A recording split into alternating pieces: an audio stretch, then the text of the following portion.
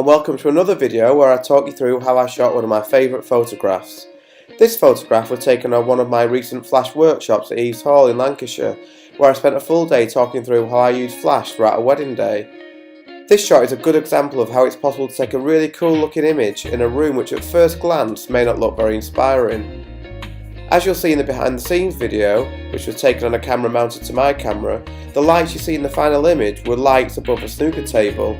As with any off-camera flash shot, I started by exposing for the natural light, which in this case was the lights above the table, with no flash. This gives a good starting point from which to work from.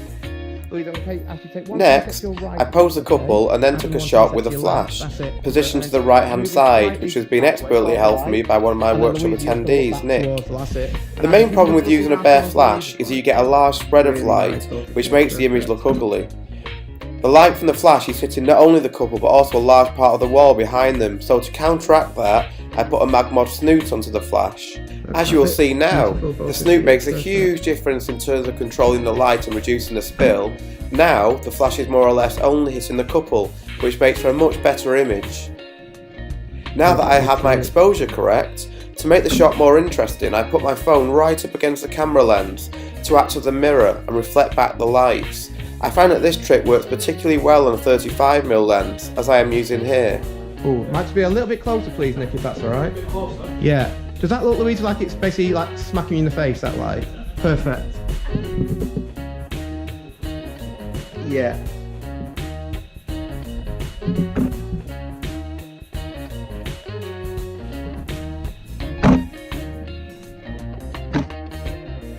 By taking the time to get the image as good as I could make it in camera, the job of editing it to how I wanted the final photograph to look was easy.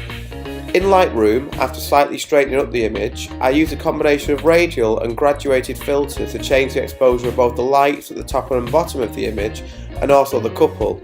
I also used a graduated filter to darken down the sides of the frame too.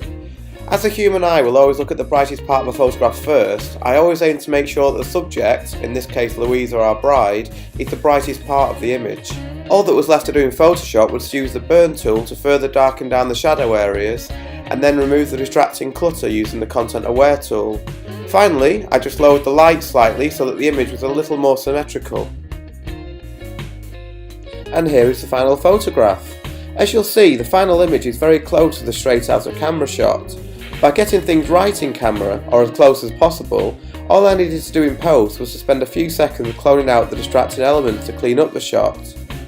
This shot was all about seeing the creative potential of the lights above the snooker table and then exposing for them.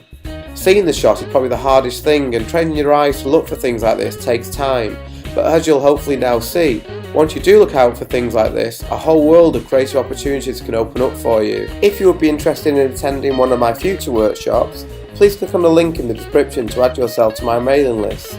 Thank you very much for watching, and please subscribe to my channel for more videos like this in the future. Thank you very much, and I'll see you next time.